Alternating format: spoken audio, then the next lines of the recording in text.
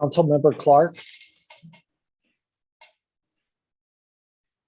Sorry, couldn't get the mute off. I'm here. Councilmember Farmer, Here. Councilmember Flasher, Councilmember Rambo, Here. Councilmember McCutcheon, Here. Councilmember Galani,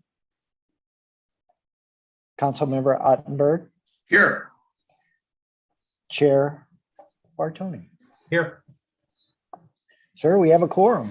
Thank All you. right. Thank you very much. The next item on the agenda is the approval of minutes from our June 21st meeting. See Joe Farmer's hand up. Are you making a motion to approve the minutes or? Yep. Okay. Do we have a second on that? It's seconded by Councilmember Clark. Any questions, any discussion on the minutes from the last meeting?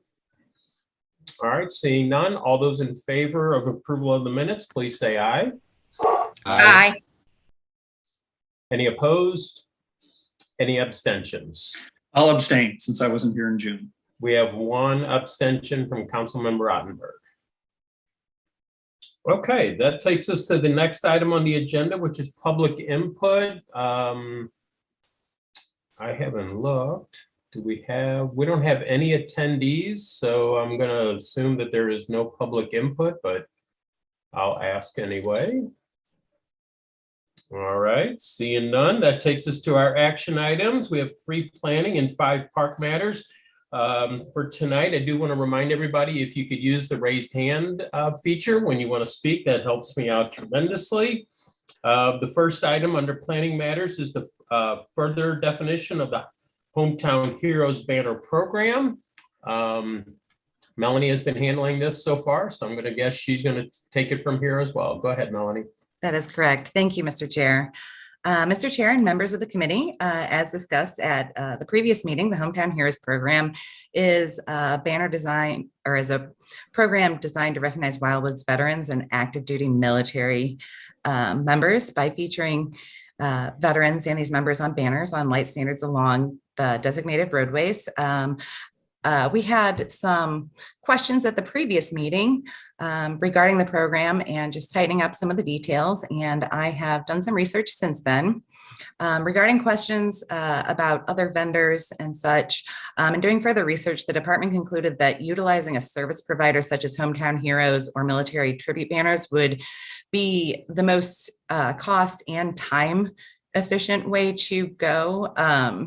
Although it might not seem time consuming to design and then input data onto each one of the banners and order them individually, time is one thing that this department is lacking.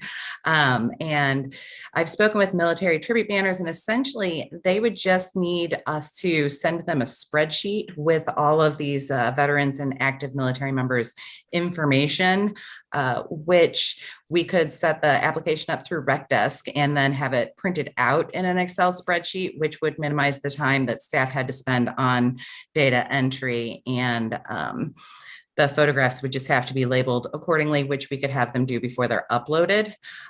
So this would save time and effort as far as the department is concerned. Additionally, going through other vendors, the banners weren't all that much less expensive. Military tribute banners, they're $89 a banner. And so if we order them during off-peak times.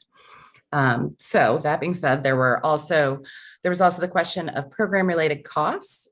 And although I've reached out to Hometown Heroes a couple of times, I've yet to hear back, but based on estimates provided by military tribute banners, ordering 30 banners during non-peak dates, the program would cost approximately about $295 per banner the first year, which would include the banner, the pole brackets, installation of the brackets, and installation and removal of the banners twice a year if we decided to go the route with the 2 separate months.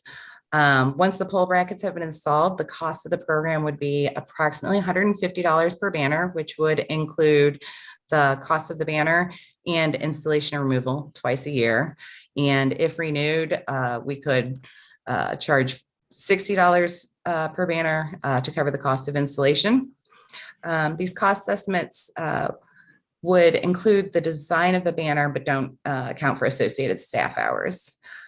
So therefore, the program would cost the city about $150 per banner the first year and should be pretty self-sufficient thereafter. Additionally, the military tribute banners program includes assistance from the graphic designer to design the perfect banner for Wildwood, thus saving the city that additional cost for hiring a designer and also the additional time. So you may have seen that now included in the list of recommendations is the suggestion of sponsorship banners that I put at $500, which is what the sponsorship banners for Celebrate Wildwood cost. And these banners, could essentially say, said business thanks you for your service. And this fee would cover 2 4-week periods as opposed to just the 1 4-week period of Celebrate Wildwood. And this would help subsidize the cost of the initial program with installation of the brackets, having to purchase the brackets and such. And then after that, we could look into how much this has actually cost us and possibly pass on the savings to the residents sponsoring the banners. You'll also see included in there that I did state at the end of it that the department may reassess and adjust the associated cost of sponsorship after the first year once we determine the level of interest, business sponsorship, and actual staff time committed to the program. There was also the question of time frame to display the banners. I'm still showing that as the 2 1-month periods unless otherwise directed by the committee. So that being said, the department essentially recommends that the banners are hung twice per year for 30 days leading up to Memorial and Veterans Day, unless otherwise directed. That the location is on Manchester Road between Taylor and Etherton, Etherton Road / Rockwood Point Court, which includes approximately 37 light standards, which could display up to twice that, 74 banners if the city decided to go with the double banner. Depending on the popularity of the program, it could be expanded along Manchester Road. There are 130 light standards along Manchester. The sponsorship of the program to an individual, family, or organization would be $150 for a 2 foot by 4 foot banner that would be displayed those 2 1-month periods of time. And then at the end of that, the honoree would have the choice of either receiving the banner or for $60 renewing it and having it put up the next year. The city would arrange the banners development and installation and store and maintain the banners, and to subsidize the program, offering the business sponsorship for $500. I have in here that the program would begin in 2023, although Military Banners has said that the production of the banners they can do in 12 to 18 days. I mean, we could have them up for Veterans Day. I think that it would be best to advertise it and get interest in it. And then that would also cover the 2 1-year periods rather than just having this end period. So we would open enrollment in say November, December, and keep it open until February, thus allowing people time to purchase the banners. And I think that covers everything. That being said, the department will continue to look into subsidizing the cost of the program through veterans programs, but feels that this is a solid foundation to move forward, and anything that we happen to come across in the future, we can always use to help subsidize the cost of the program to our veterans. Again, these suggestions are just a starting point for the committee members to consider and are certainly subject to change at the committee's direction. But tonight, the department is seeking the committee's input on its recommendation regarding the program. And with that, that concludes our presentation. But myself, Mr. Vunich, or Mr. Cross are here to answer any questions, should you have them. And thank you. Thank you, Melanie. And with the recommendations you have, if the committee so desires, you'd be looking for a motion to move forward with the program, correct? Motion for a recommendation to council. And correct me if I'm wrong, Mr. Vunich, but I believe that this would have to go to council for absolutely. approval Yeah, there. we So want to. yeah, okay. Okay, so that being said, does anybody have any questions or does anybody want to make the motion to move forward? Deborah, I see your hand up, so I'll let you go first. And Scott, I see you also. Go ahead, Deborah. Okay, Melanie, I'm sorry. I was getting a little confused. So it's going to cost each family how much? The sponsorship rate that we're suggesting initially is $150, which is pretty standard for them from the other cities that I've looked at. I've seen them range anywhere from $40, but that came with a lot of donations and such. But it's pretty standard to charge $100 to $150. I have seen them go up to $240 per banner, but we're recommending $150 because that would make the program self-sufficient moving forward. And initially it would cost more, but we'll be using those pull brackets for other banners and such. So, you know, having some of the costs to the city isn't terrible. And so what is the cost to the city? The cost the first year would be approximately $295 per banner. Well, it would be $295 per banner. So it would be about $150 per banner to the city, depending on the level of business sponsorship, if that is something that we'd like to include. If businesses help sponsor it, it would subsidize that cost as well. Okay, thank you. Thank you, Deborah. Scott, I saw your hand up. Did you want to make the motion or did you have a comment? Yes, Mr. Chair, I would like to make the motion that we go ahead and recommend this program to the entire council. Okay, we have a motion on the floor. Do we have a second on that motion? Seconded by Councilmember Farmer. Is there any other questions or discussion for the department?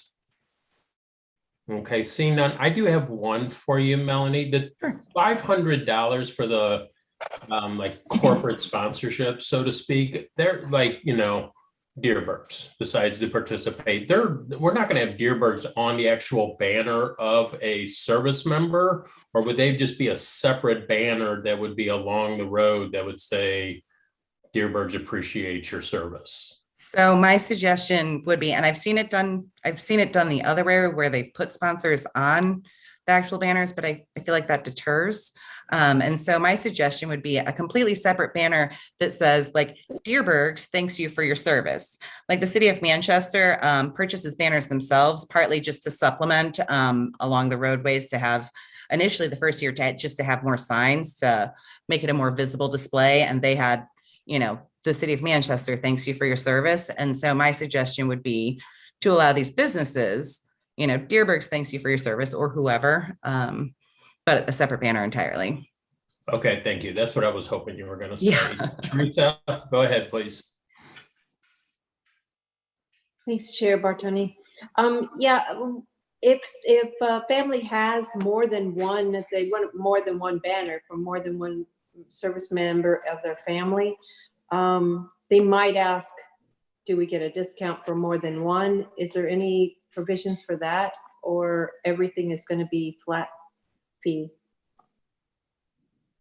If I may, I haven't included anything like that in the program thus far, especially the first year, because the city will be essentially, you know, covering the rest of the costs of it, but it is definitely something that we can take into consideration for sure. But the rates that I have here are either just the cost of what it would cost to hang the banner, and like there's no additional fees in there. So, but we can definitely discuss that. And again, after we have a better idea of sponsorship from businesses, like we could take those costs off. I would prefer to pass those on to the residents. Okay, thank you. Seeing no more questions. Oh, Rob, you have a question? Yeah, just real quickly. The way I'm figuring this, Melanie, is that if Deerberg sponsors, as one example, for $500, we essentially get 3 of our brackets, and then we occupy one of them with a banner that says Deerbergs, and so we actually get 2 brackets plus a banner for Deerbergs. So Deerbergs gets some advertising, and we get a banner bracket to host a real hometown hero banner. Is that the right math? Yeah, so $300, if it's costing us $300 for the initial year, then it would essentially, the city would be getting $200 that would be put towards subsidizing the rest of the costs. Okay, So, so it's really not the corporate benefit accrues to them more than it does to, we're not getting a lot with we're getting basically a free bracket, plus the bracket that the Deerberg's banner is mounted on. So the question would be, how long are we obligated to keep up a Deerberg's banner before we can just use these brackets, which means we then have, 2 brackets that Deerberg's paid for. Have you given any thought to that, or am I trying to put too fine a point on this? I'm not sure that I understand the question entirely, but I'll attempt an answer. As far as the length of time that, before we can utilize these, again, the first year, it's going to cost the city more than moving forward. But moving forward after the first year, it would be essentially $60. If the same business wanted to renew, we would still leave the same fee, or maybe do it for $100 less or something if they're going to reuse the same banner moving forward. That's something that we can take into consideration. Although, for 2 months worth of advertisement, $500 seems reasonable. And so therefore, moving forward, this would cost the city a lot less. But for the meantime, yes, we would only be making, say, $200 in sponsorship fees from businesses per banner that they want to hang. But yes. Yeah, so it's not a money-making proposition for this. It is a reasonable cost for this program. I was just kind of trying to look at the maximum benefit for the city from the corporate sponsors. And I think I have my answer. It's minimal, but still it's something. And the program's worth it on its own merit. So Sure. Thanks.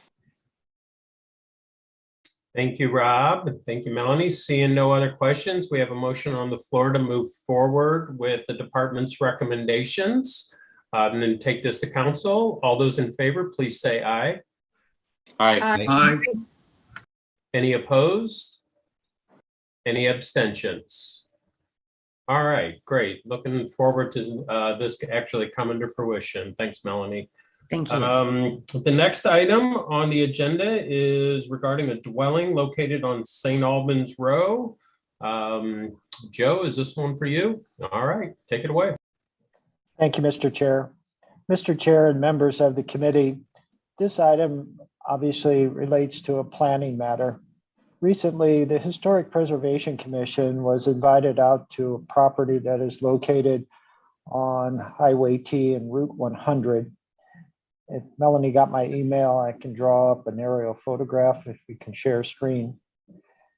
The intent of the visit was to have the Historic Preservation Commission members review a certain set of structures and buildings for their future demolition. The visit was typical. The structures, the outbuildings, certainly were in disrepair, had deteriorated to a point where certainly they were a nuisance or a risk to the property owner. And the commission members felt that the request for demolition was reasonable. However, the dwelling was a different story. And so I'm going to backtrack just a bit to kind of give you orientate you. The subject property is identified by the kind of aqua color or green color. On the north end of the property is St. Albans Road or State Highway T. On the east side is Manchester Road, Route 66. And then obviously on the west side is State Route 100. So as you can see, it's kind of an isolated parcel because it's a triangle, and the triangle has 3 street frontages. To the north of it is Tom Kelp's business, Kelp Contracting. And to the west is obviously the double lane, almost interstate standard Route 100. And then around it on the east is Rockwood's Reservation, and then a number of single family dwellings on larger lots. The dwelling itself has a unique history. The builder that constructed Old Pond School also built this house, so their materials and construction techniques are very similar. It's horse-haired stucco with a clay tile roof, very nice ornamentation on the front porches, around the openings, windows and doors, etc. Almost immediately, the Historic Preservation Commission members started lamenting the loss of this particular dwelling and began asking the representative for the St. Albans Partnership if it could be preserved. The representative from St. Albans Partnership explained that it is a liability to them, and most recently the kids have discovered it and they are starting to enter into it and do damage. Ellen, you could probably go back to this full screen. Thank you. And so from their perspective, they were pretty adamant about wanting to proceed forward. It wasn't until Mr. Scott, one of our Historic Preservation Commission members, started talking about, well, maybe there's some incentives the city can offer. That conversation turned then to what are those incentives? And for the most part, the department had its usual answer. We have no property tax, so there's no incentive to offer there. And we don't charge fees for most things. So quite frankly, the only thing we can offer is what is called our historic land use category. In our master plan, we have 5 land use categories, and one of them is historic. And the intent when it was adopted in 2002 was to address situations like this, where there is a unique asset. It really deserves preservation, restoration, and reuse, but it's in a certain area where it just doesn't lend itself to a simple solution. The historic land use category can allow limited commercial in a residential area. It can allow some increased density in terms of a residential project, or it can do both or none. And so tonight, I've identified in the memorandum that the previous 2 applications of this particular land use category from the master plan have not been successful at all. One involved a new development in the Glencoe area of Wildwood, and the other was an attempt to take a non-conforming illegal commercial business and try to make it legal under the historic land use category. Both weren't supported by the city, both were not successful. And so from that perspective, it was not necessarily a good application or applications. Tonight, the department is kind of wanting to get your feedback on this particular opportunity.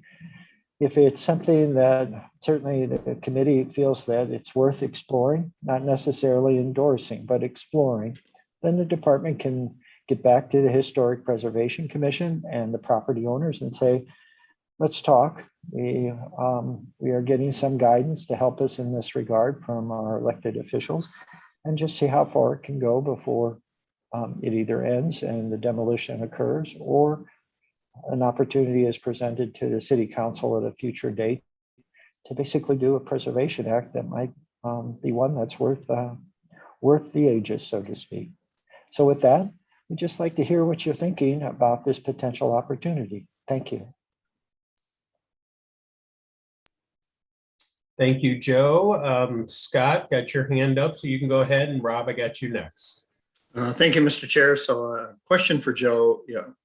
Besides the unique construction of this property, can you give us some additional background regarding the historical significance of this property, what the house was used for in the past, that sort of thing?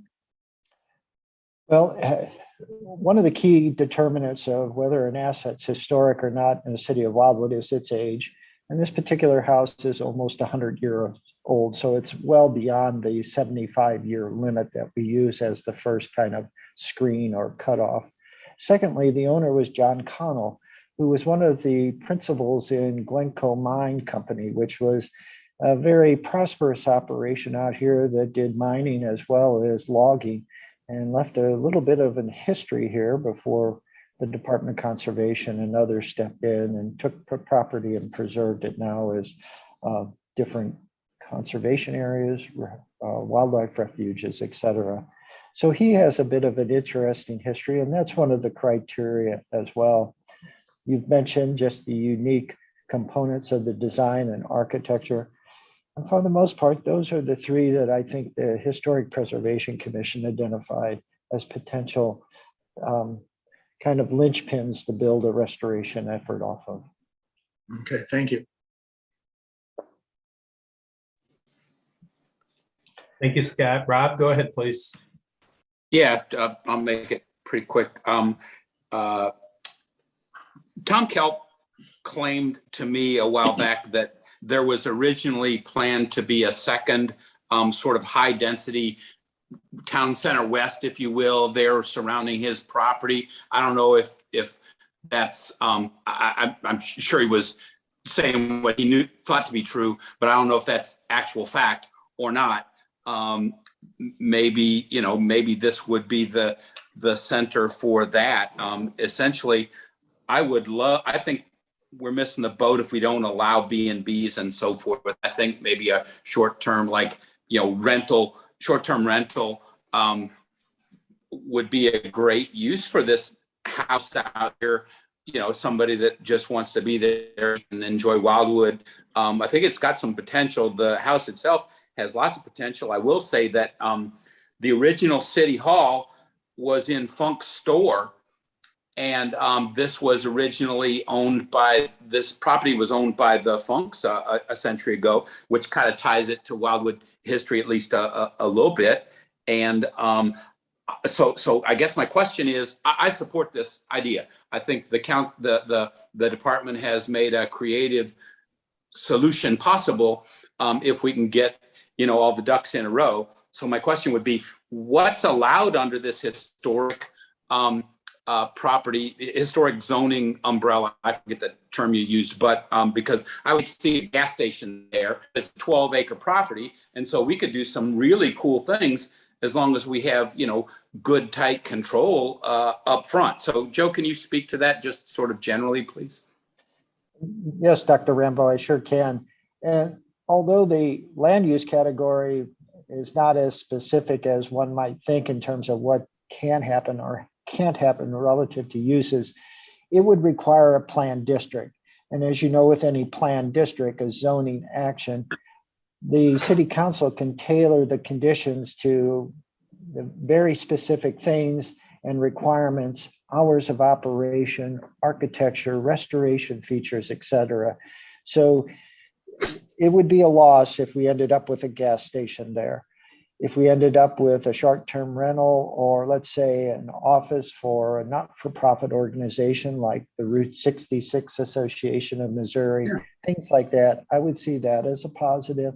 But certainly we would have the tools to ensure that we get what we want. Okay, that's fair enough. It's a very nice location, actually, even though it's surrounded by pavement, right there by the post office. I guess folks have figured out where it is, but I'd like to see us do something with it. So that's my thing. Thanks.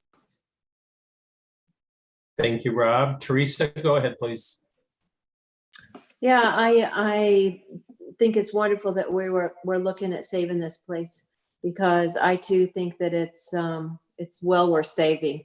It's of course in Ward 1 where we have the best, but it's the significance of it, the historical significance, as well as the location. It is surrounded by pavement, but it's tucked back in those trees, and it's really well hidden at this time of year.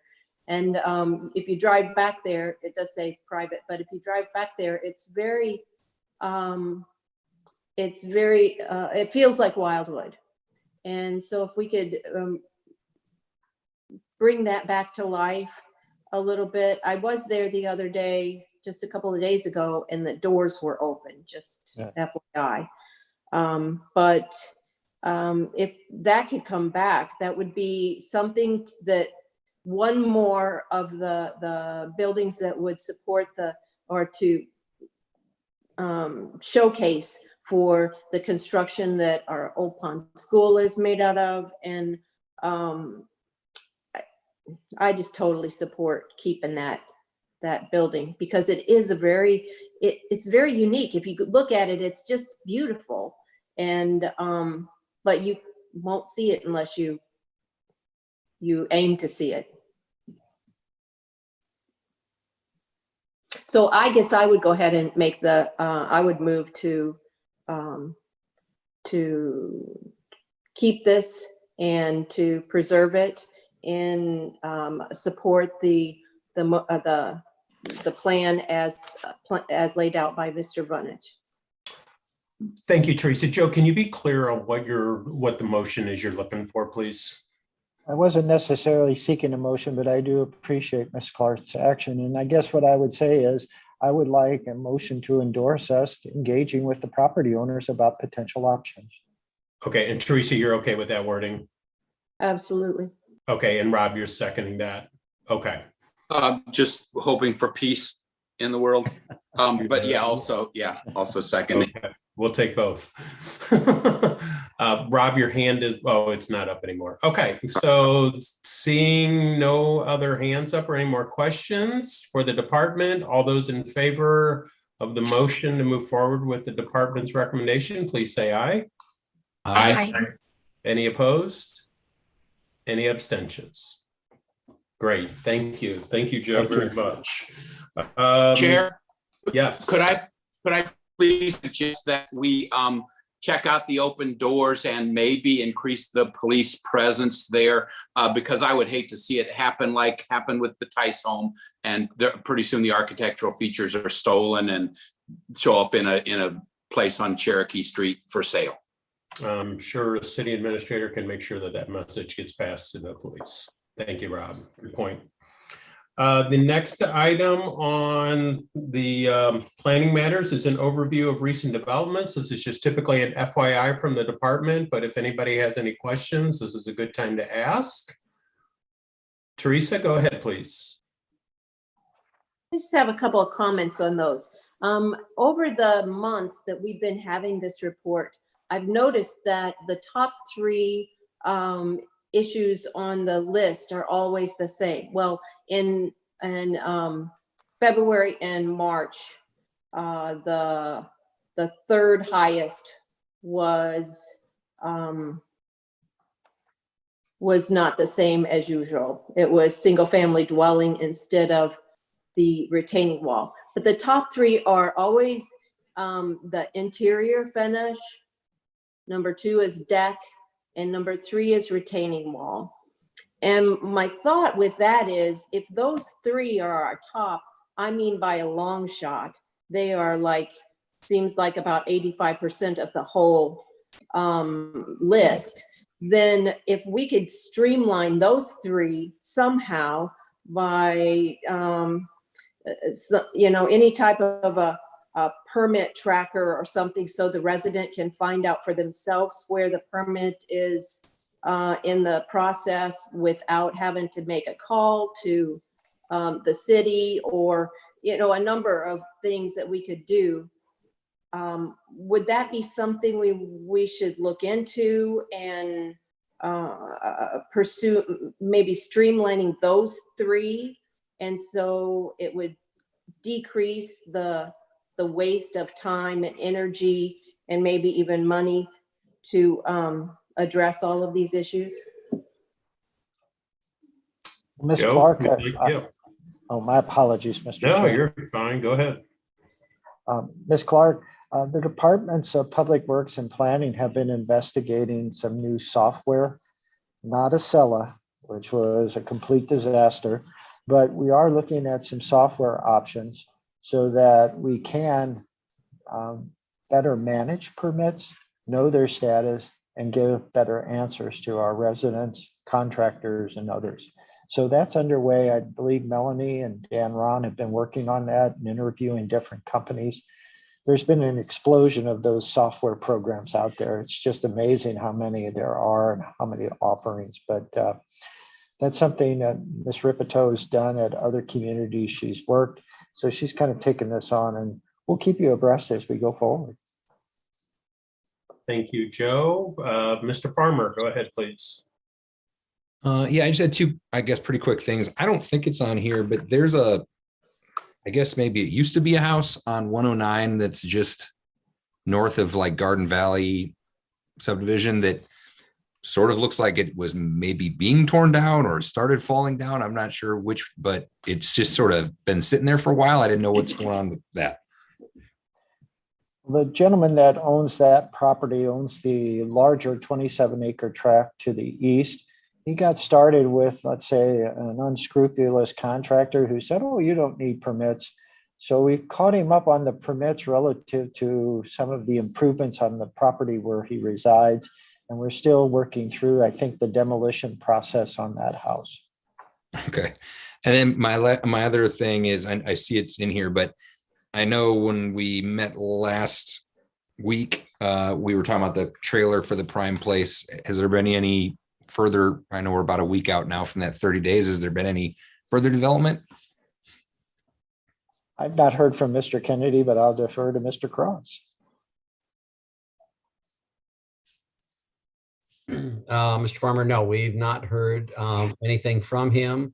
I passed it again, leaving City Hall this evening, and the thought crossed my mind that if we don't hear from him or see any movement, we're going to drag that thing out of here ourselves, because I think he is playing games with us, and I see nothing. I mean, he told us that there was a considerable expense since it's a double trailer and so forth. I asked Mr. Vunich about it a few days ago, last week, and at that time, Mr. Kennedy was indicating that he was having trouble finding people to get that done.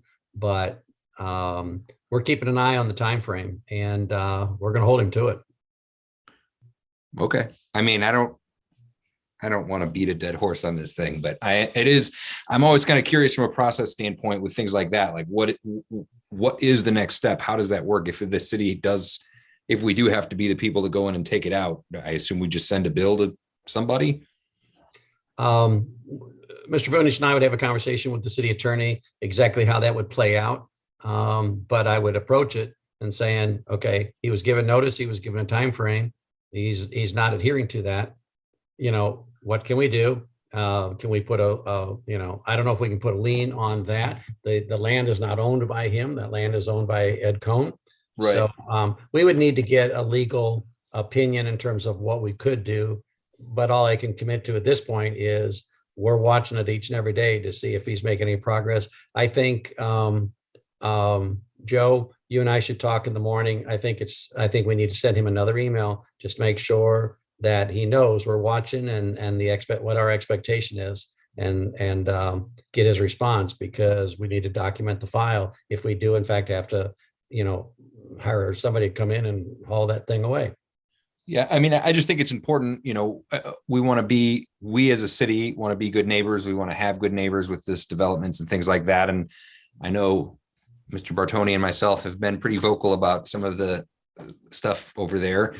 And I just, I want to make sure if we are doing what we can do to help people to develop things, that we're not being mistreated on the back side of that, I guess is the best way I would say it.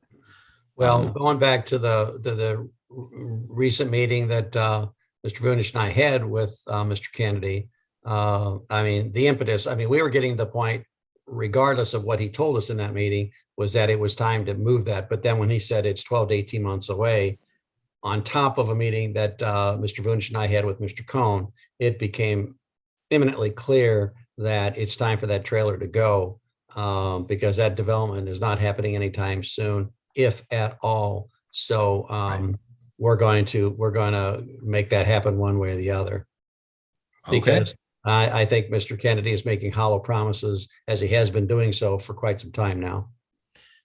Yeah, it's such a prominent piece, and I think it could be a valuable component. Obviously, Mr. Cohn is a great supporter of the city, and he does a lot of stuff with us. And, we want to make sure that he's also, not left in the lurch, so to speak, with some of those things. But I can assure you that we've kept him apprised. He knows exactly what's going on, what we're doing, and he's kept us apprised in terms of what his plans are. So awesome. There's plenty of communication going on with the ultimate landowner in terms of what's going to happen with that property potentially. Well, I'm looking forward to seeing it hopefully not look like that for much longer, I guess. We're doing our best. Thank you, Steve. Thank you, Joe. Moving forward to our park matters, like I mentioned, we have 5. The first one is consideration of 2 applications of event partnership agreement. Joe, is this one for you or it is? Go ahead, please. And Thank Joe you, Farmer, Mr. you still have your hand up. Thank you, Mr. Chair. Mr. Chair and members of the committee, as you know, when certain organizations, individuals, or groups want to use city facilities, there is an event partnership agreement that must be completed and presented to this membership and then City Council. Tonight, we have 2 that are in final form for the consideration of the committee members. And those are identified as Pedal the Cause, which is planning to have an event at the end of September. And then also Team USA 5K, which is planning to have an event in early October. Both have completed the event partnership agreement, and in both instances, neither need any assistance from the City of Wildwood other than allowing them to use the trail system or the trailhead in the case of Pedal the Cause at Centaur Road by the Monarch Chesterfield levee.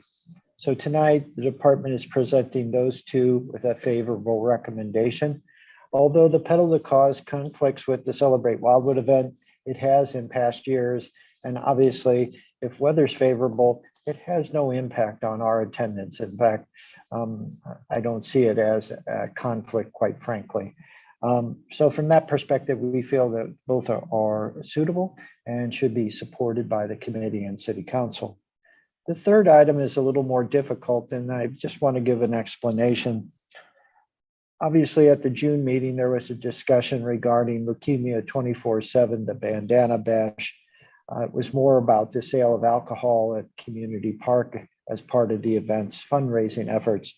Despite the organizer being advised that alcohol cannot be sold, they are still interested in the pavilion. I think they're trying to work through some of the details. And tonight, the department's just advising you that it's here. They would like to hold the event at the end of August. And if that were the case, we would not have another committee meeting in time to accommodate all the scheduling.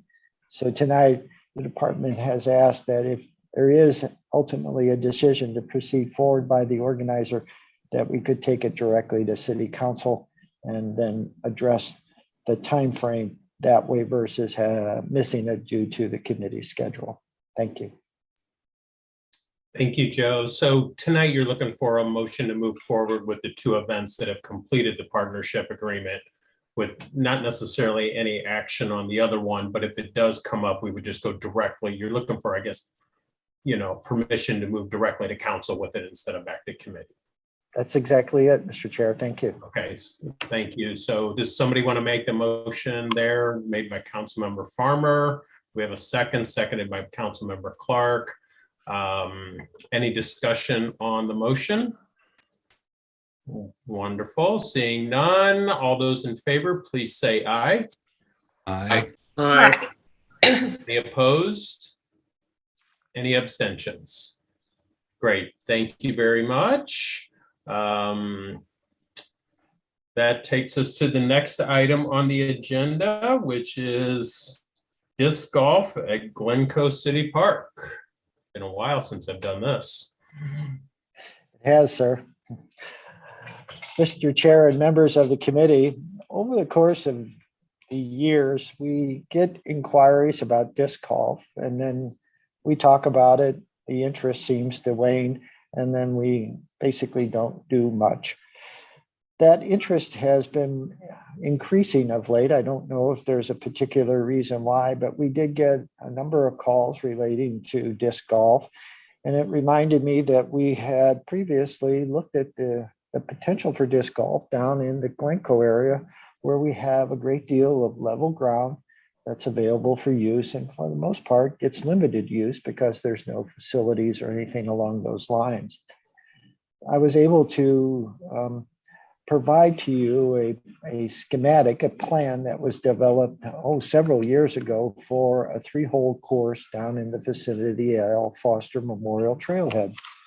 So tonight the department is presenting this plan, so to speak, but wanting from the committee authorization to go ahead and spend a little time getting a cost estimate about how much a 3-hole course would cost based upon this plan, and then returning that to the committee in August to see if there's interest to proceed in 2023. Thank you, Joe. I know this is very popular and a lot of fun and just another outdoor event for our city.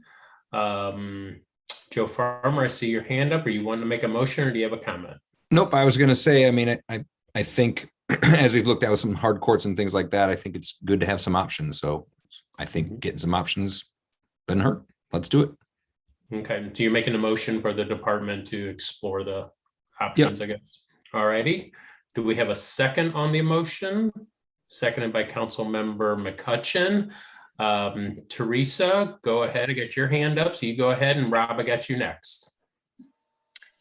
I guess I'm a broken record, but it's not on the strategic plan as an item. And so I would just want to know what the estimated cost is going to be. Is it going to be $100? You know, 10,000, 100,000? Because we sort of went from 100,000 to 400 pretty fast on the other courts. And is that park,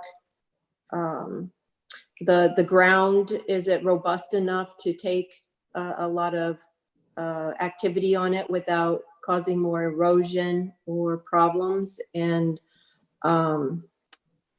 just is the, let's see, I think that's all I had to ask about. But I am still concerned that, you know, we're adding to the strategic plan before we get other things accomplished. Ms. Clark, that's the reason I bring these items to you. We get interest. It's easy to say to those that call that it's not part of the strategic plan, but generally speaking, in this instance, I think it is a very low-cost option to provide another amenity in the Glencoe area. I don't know the exact cost. That's what I'm seeking, is authorization, at least develop the cost estimate. With the cost estimate and the support of the committee, I would believe that Melanie, Mr. Cross, and I would then make it part of the budget process this fall for the fiscal year 2023. And then if supported as part of that process, then have a request to amend the strategic plan before we enter the new fiscal year. Is the area robust enough? Well, most of that area is turf. It was people's front lawns, rear lawns, etc. It's been flooded many times. We've had a lot of things happen down there. And I'm assuming that, yes, given the slopes are minimal, given the turf has been well established for many, many years, I think we could handle the interest if we end up doing it. Thank you. Thank you, Joe. Rob, go ahead, please. Yeah, I used to spend several days a week, every week of the year at Creve Coeur Park, and they have a 9-hole course. I would be surprised if the goals cost $1,000 per goal, and we're talking about a 3-goal course. I personally would love to. I played a whole lot of Frisbee in my life. It's a fun sport. Anybody can do it.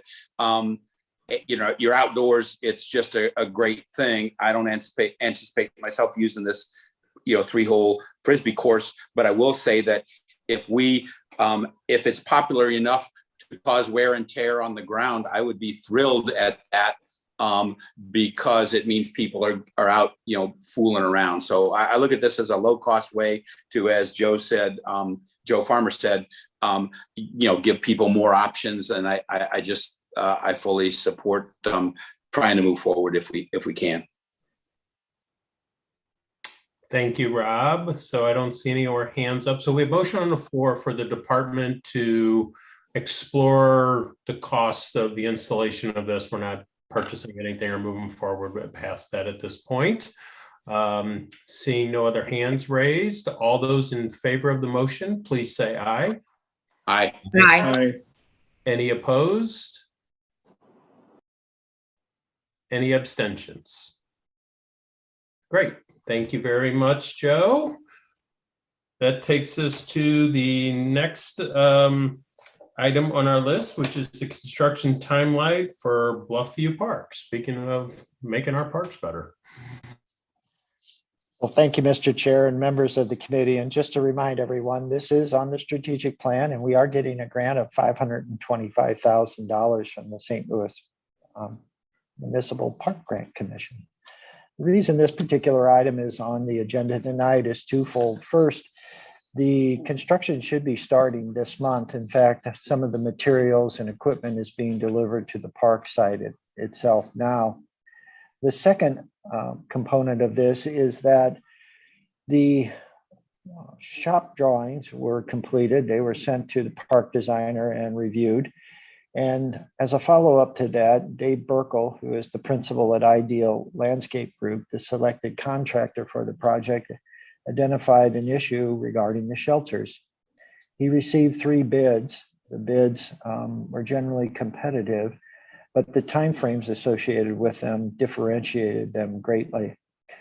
The selected type of shelters was bid upon by a company, and it was well within the estimated cost, but they will not be available for anywhere from 6 to 7 months. That's the lead time. The others were very expensive and were not even considered. Then there was Hutchinson. They basically had a bid that was competitive, but their bid included much less time frame to receive the shelters. In fact, theirs was no more than 3 months, and in a verbal conversation mentioned it could be as quick as 3 to 6 weeks. However, that expedited review would cost approximately $41,000 more. And so from that perspective, the department declined that and just wanted to advise you that we'll have a project complete, and sometime around January or February, the contractor will come back and install the shelters. If that was a wrong decision, I'd like to hear about it. We can probably still try to do something if you want to expedite the shelters, but I just don't see that being a reasonable approach using taxpayers' money. Thank you. Thank you, Joe. And yeah, $41,000, 50% more. You can see why they have them in stock. So you're not necessarily looking, this is more just an FYI. We don't have to take any action tonight unless the committee decides they want to expedite things. That's exactly it. If I've stepped off the path and made a wrong decision, I wanted to let you know what I thought was appropriate. But if you believe it's otherwise, then certainly I can contact the contractor and see if we can still salvage the expedited delivery. Thank you. Does anybody on the committee think the department made the wrong decision and wants to move forward with spending an extra $40,000? Got some hard no's out there. So thank you for that. And we will just move forward. The next 2 items, I'll take these in tandem, are in-person virtual recreation programs and then the facility reservations. These are once again typically FYI items from the department. Does anybody have any questions or comments for the department on either one? Joe Vunich does. Go ahead, Joe. Well, if you weren't at the Friday concert, it was massive. I believe Miss Clark was there and Mr. Farmer. I saw those 2. If you were there and I missed you, I apologize. But I don't know if it's COVID related or what, but we've had the 3 biggest concerts we've ever had this year. So just wanted to let you know it's a popular event this year. That's great. I think the weather's cooperated quite a bit also, and that's always beneficial. Any other questions or comments?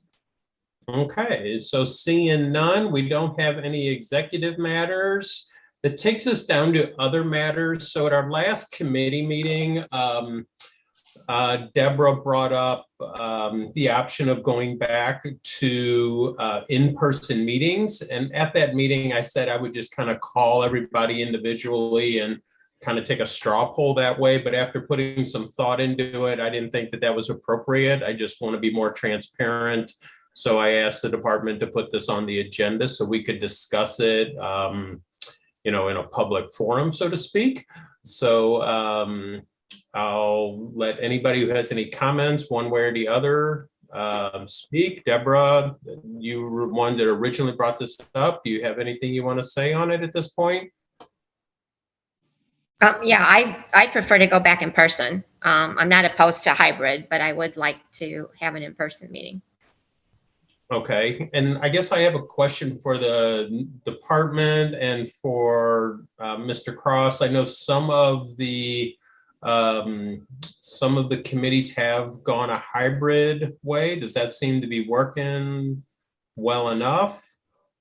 Mr. Chair, if any committee, board, or commission chooses to meet in person, it automatically becomes a hybrid meeting. By Okay. that, I mean that it is in person, but it is also offered on Zoom and on YouTube. So that requires a trained member of staff to operate the equipment to allow for the automated side of a hybrid meeting. At the present time, and I think virtually every board, commission, and committee has been offered, because it is at the discretion of the chair and that particular board, commission, or committee, how they want to handle it. And right now, as you know, the council meetings are doing a hybrid. The Administration and Public Works Committee, Mr. Garitano is the chair of that, and he is meeting in person, a hybrid. And our Economic Development Committee, Mr. Ottenberg is the chair of that committee, and that is meeting in person. All of those meetings are in the council chambers right now, simply because the council chambers has the technical ability to do that. We don't have that ability completely in the community room because of audio issues. We need to put in a new speaker system and upgrade some of the video portion. But so it would be at the dais in council chambers. But right now, just two committees right now are doing that. I will say that it was last Thursday, I think. I think the Architecture Review Board also voted to begin their meetings in person, hybrid. Okay, thank you. So that being said, I mean, I agree with Deborah. I'm ready to kind of go back and meet in person. And I think that's not just better for collaboration, but also just for the public as well. I think it's a little bit more inviting for them. Steve, do we need a motion to do this, or we just say, hey, we don't. So we can just make the decision that at the next meeting, we are going to do a hybrid version. Right. And what we will do then, so it's just a simple vote of this committee here. And after that, then we would simply modify the agenda to make sure that we reflect very clearly, Mr. Rambo, very, very clearly, very distinctly that it is an in-person meeting, and we won't make that mistake. We had a boo-boo yesterday that fortunately Mr. Rambo pointed out to us. So, but it'll be very clear to the public that it is an in-person meeting. Okay, thank you. Rob, I see your hand up. Go ahead, please.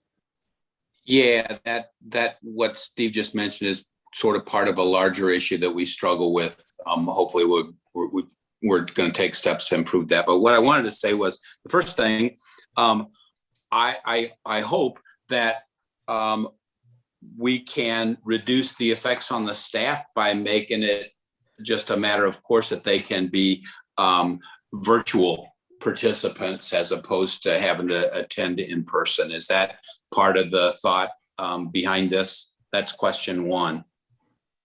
Is that for me or? Well, it's just in general. I guess I'll ask Steve and Joe and Melanie. Is it burdensome for you guys at all? Additionally burdensome for you guys at all to show up in person as opposed to be virtual? Because otherwise, I don't see any reason for them to have to show up if they can dial in. Well, two things, Dr. Rambo. And one thing I failed to mention, and I should have, and I apologize. If we go to hybrid meetings, the chair must always be present at that meeting. So the chair has to be there and cannot participate virtually. That's number one. Number two, no, staff members were there anyway, but we need to be there to handle the equipment. But we have several staff members that are trained to do so. So we rotate that so it's not burdensome on any one single person like Travis, so to speak. It's not, I mean, we as staff, are present at these meetings anyway. And so it's not a problem, but we do need to be in the room to be able to handle those responsibilities.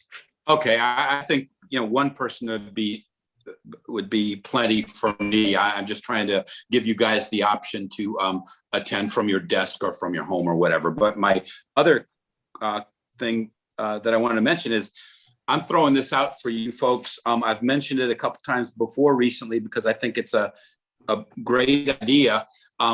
We take a huge step backward for residents in these in-person meetings because they go from the Brady Bunch raster that we have or the Hollywood Squares to just almost a static video of an entire room showing the dais. They don't know who's talking. Sometimes I forget to turn on my microphone, et cetera, et cetera. And I'm wondering if we should seriously consider either bringing our city provided pads in with us and being on video that way, and longer term upgrading the technology so that we can present a video such as this one will be to our residents so they can see who's talking and follow the conversation a lot better. Has anyone else given that any thought, or should I just shut up? Well, I'm not going to tell you to shut up, but I know that when we went virtual originally, there was a lot of audio and a lot of echoing in the chambers. I don't know if, and that was, I think we were using iPads and we were using it seemed like 3 different forms of technology at the same time. I don't know if that's been corrected or upgraded, or if that would still be a issue.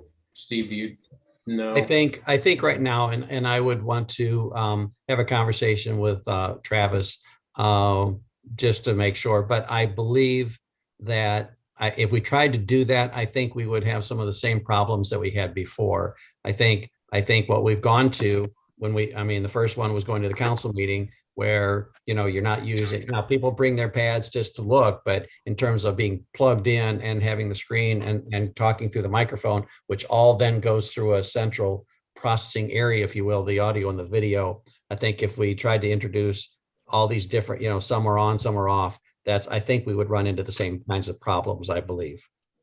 So technology exists to solve that problem. The larger issue is really a more powerful and more useful presentation for the residents. That's the problem I'm trying to solve. Maybe 20K would fix it next year or something like that if we move back to in-person meetings on the dais. It's just food for thought. Maybe we can't do it with our pads, but we should certainly try to correct that because now if you watch a video of a meeting, it's really hard to follow who's talking, what they're saying, and it's just not nearly as dynamic as these sort of quasi face-to-face things. That's all I'm saying. Well, that you raise a good point, because if you do look at the screen when we're sitting up there at the dais, and yes, you see a faraway shot because that's where the camera's at the dais. So let us look into it and see, if there's something else that we can do to make it look something more like this gallery view that we see when we do these kinds of meetings. So we'll look into it. Yeah, if there's no groundswell of support, then I'm done. But I think it's worth considering. So that's it. I'll shut up now. Okay. Sorry, Don. That's all right. Thank you, Rob. Deborah, go ahead, please. With your permission, I have a question for Mr. Vunich and Mr. Cross. Can you give us an update on the sound mitigation study, 1 and 2, since we know there is an issue at 100 and Taylor Road? Are there any plans in the works for actually mitigating the sound? Deborah, can we finish this and then we'll come back? Oh, I'm sorry. I thought we were already finished. Well, do we need to vote on this, or can I just make the decree that we're going to do a hybrid version next time?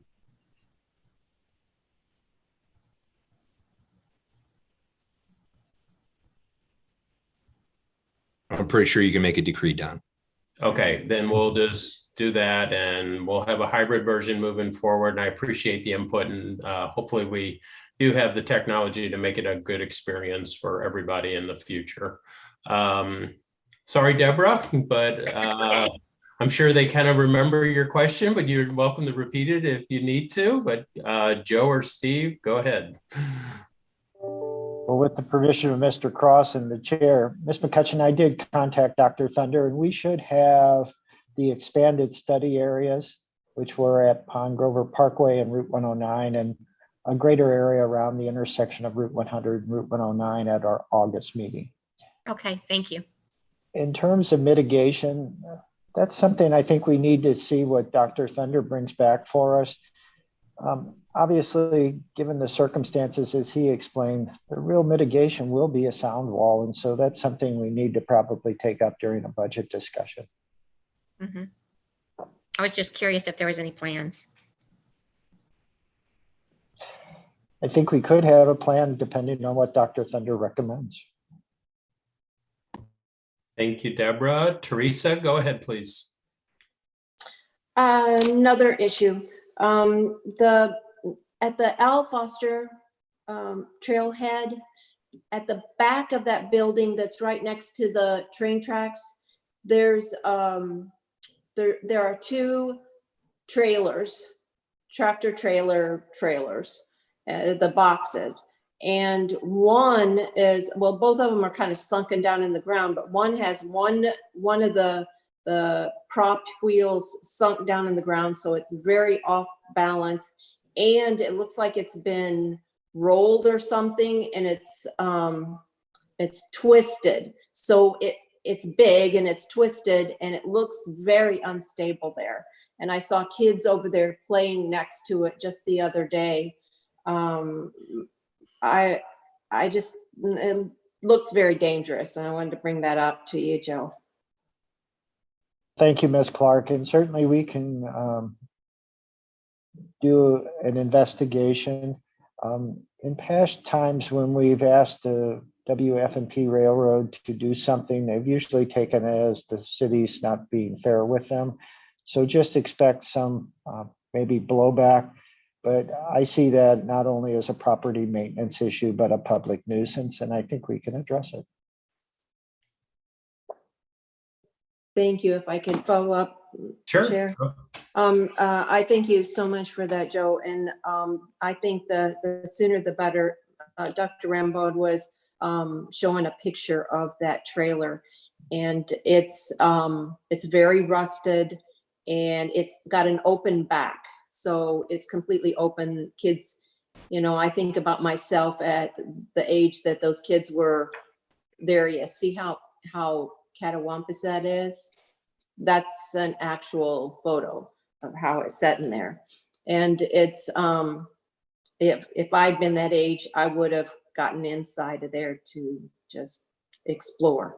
So I just am a little concerned about that being so close to the parking and kids right there, adults too, probably, but yeah, it looks like a safety issue to me. Well, unless Ms. Ripito has a different approach, because she's kind of my expert code enforcement advisor, we'll contact the leadership first and just let them know that we've gotten a complaint and that we're going to do an investigation. And if you can head it off and get it out of there sooner than later, it would be much appreciated. Thank you, Joe. Thank you, Teresa. Joe Farmer, go ahead, please. Yeah, I can't remember if it was this or the admin and public works, but I seem to recall we passed something to replace those fence sections that got stolen up over by Schnucks.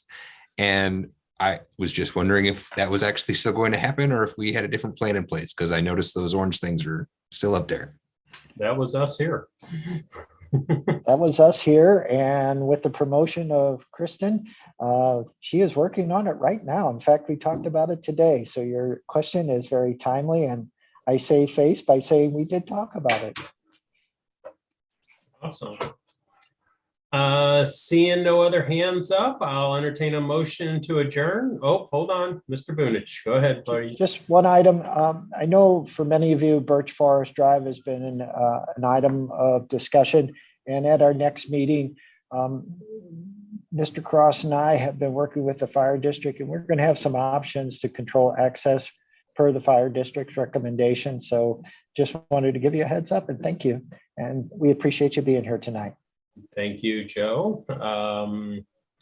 That being said, I will go back to I take a motion to adjourn made by Councilmember Farmer, seconded by Councilmember Ottenberg, non-debatable. All those in favor, please say aye. Aye. Aye. Any opposed? Any abstentions? All right, great meeting, everybody. Look forward to seeing everybody in person at our next meeting.